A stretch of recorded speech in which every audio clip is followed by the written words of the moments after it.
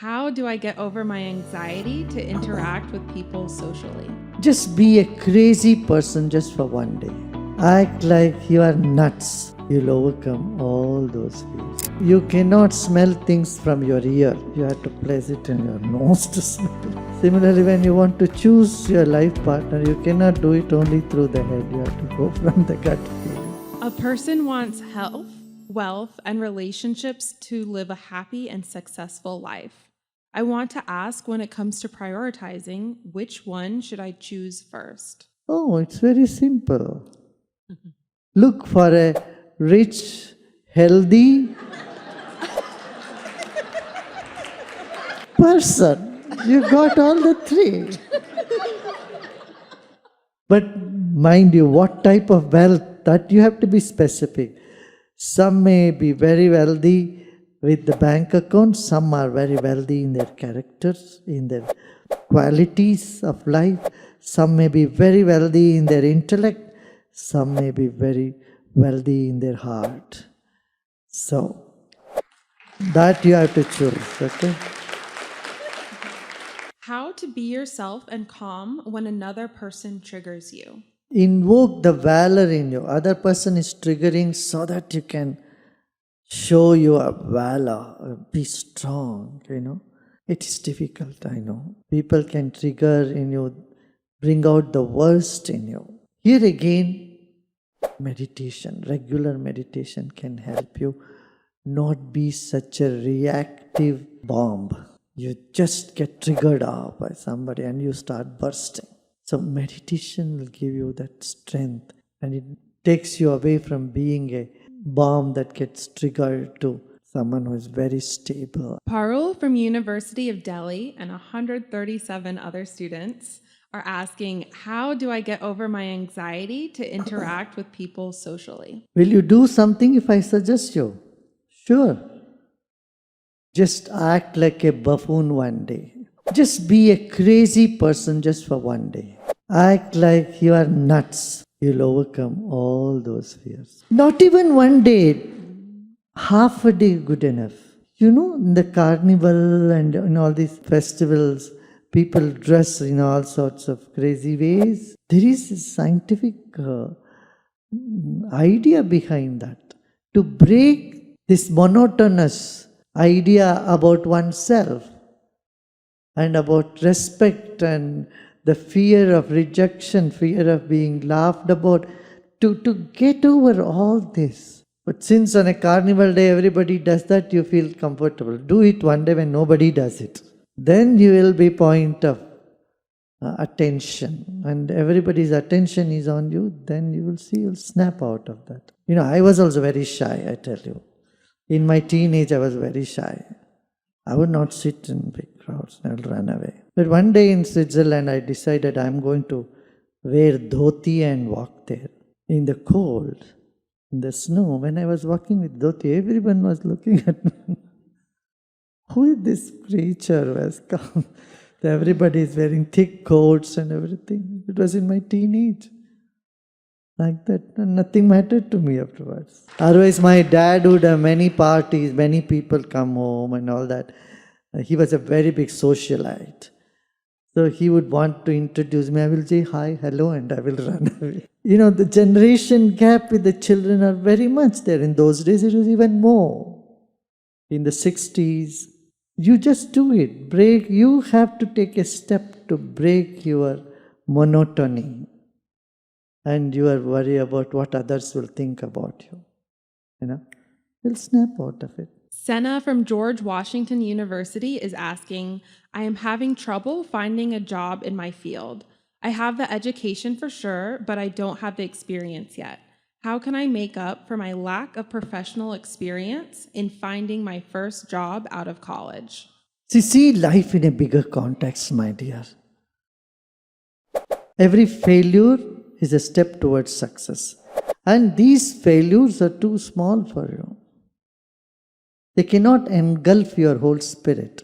Those success you aim at are, again, is nothing too big for you to have. See life from a bigger context. You are much bigger than these things. And there are ample examples. You look around. So-called successful people, they all had failures in their lives. Many high school dropouts, college dropouts have become big industrialists, have become entrepreneurs, have started many industries, and they have been source of livelihood for millions of people. So something big must be there for you, don't worry. How do I date or move forward in finding a relationship with someone who shares similar spiritual values? Well, there are 107 universities and more than 200,000 students, and half of them are from the other sex. So you have choices. Every human being is spiritual. You shouldn't be too choosy.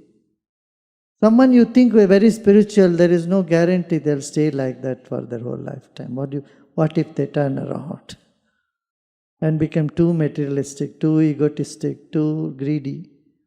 I mean, human mind is such. It can go this way, that way. You can't expect a saint from everybody. So, number one, don't be too choosy. Second, anyone can be spiritual at any time, any point of time.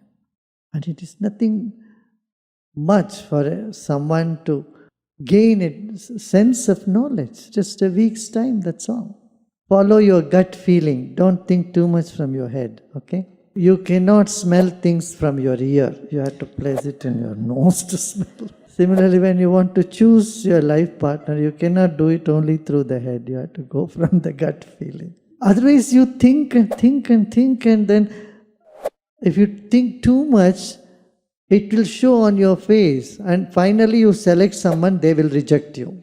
You just imagine someone whom you're falling in love with. Just an imagination. And they are judging you all the time. They're thinking whether you are this way, that way.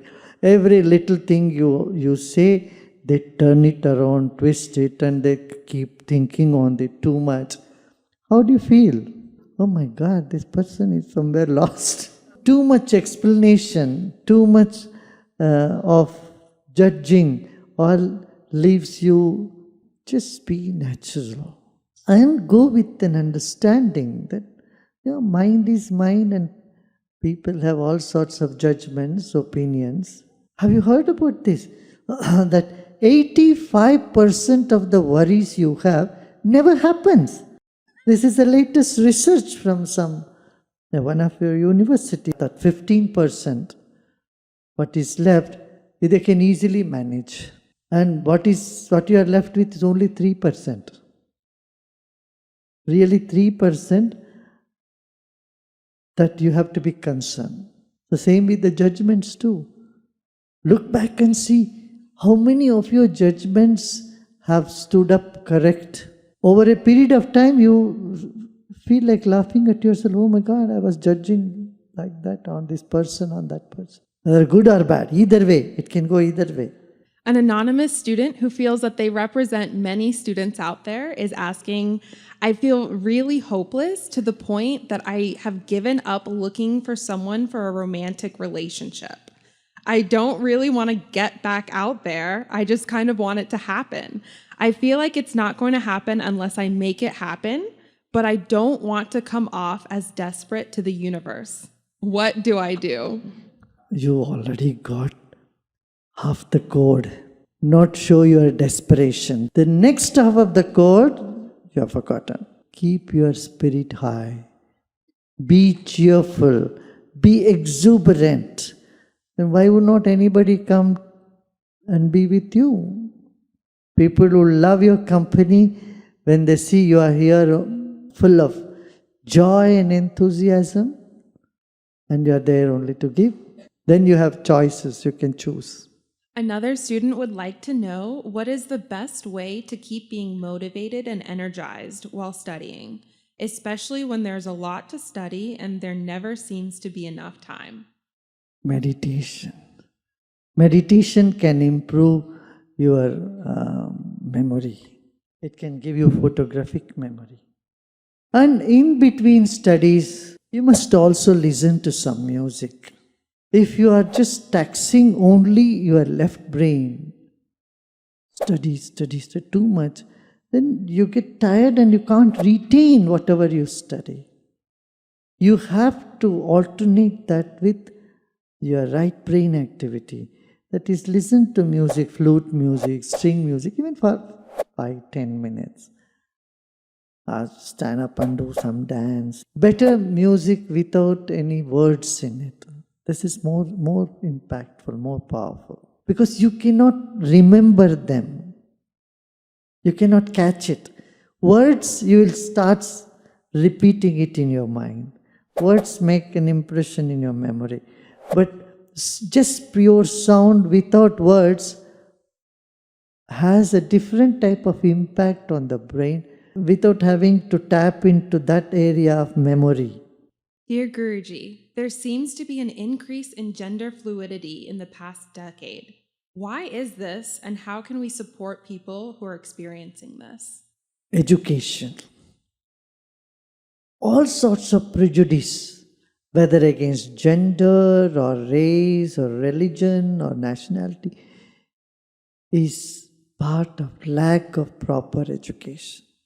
We need to educate people, educate in higher values concerning life. How do we deal with global warming? We are facing a big crisis. We have to change our ways of life. But is it too late? And will it be enough to just change our ways of life? I'm glad that young people today all over the world are concerned about this and are taking action. The younger generation is not as consumeristic as the people of the past generation, isn't it? They are not worried about showing off with their Cadillac or with their Rolls Royce and things like that. Younger generation is more concerned about the planet Earth and what big they can do. That's a welcome change. My dear, 42 years ago when I would talk about environment, people would raise the eyebrows. Which planet he has come from? What is he talking? Development cannot go along with this sort of saving tree and saving river and all. Who cares? Trees are plenty in abundance in the planet. This was the mindset. But fortunately today, every country on this planet, almost every country has a Ministry of Environment. And a lot more awareness about saving our planet, saving environment, green energy, moving away from fossil energy, all this. I think we are moving in the right direction. Promote more vegetarianism and less use of plastics. Pay more attention to saving fuel and electricity. You know how much food we waste in this country, in America? My goodness. Billions of dollars. Every day, several $1 billion worth of food is being thrown. And we put all this food in the fridge. This shows how insecure we are about food. And after a few days, it's not worth eating, we throw it. We can create this sort of awareness in people. Contribute to global food security. There are places in the world today, in Eastern Europe, in Africa, it is starving. In UK, many people, millions, have had only one meal a day. Did you hear about that article? That is surprising. One war somewhere in Europe, nothing to do with America, could shoot up the food prices here so much, isn't it? So we are all connected in the globe. We must think beyond our borders, beyond our affiliations and our limited mindset. Be human and think global. That should be our motto, Sadh. I wish I could be more independent and have my own space. It's been a struggle living with my parents over the last few years. How can I find my own path or my own ways of living while still living with them? The generation gaps is the cause for this. But you know something? Your parents love you a lot, and anything they say to you or do to you is not for themselves, but because they are so concerned, they are so caring, so loving. Sometime it could be so stifling for you. But you should walk the middle path. You follow your passion and listen to them too. It cannot be one way. If you say only, okay, you always toe the line of your parents, it will be too stifling and frustrating. At some time, you will feel not good about yourself. On the other side, if you become a rebel and don't listen to them at all, not good either. So you need to choose that middle path. Sometimes you go with their wishes, sometimes you insist on your wishes. Find that balance, okay?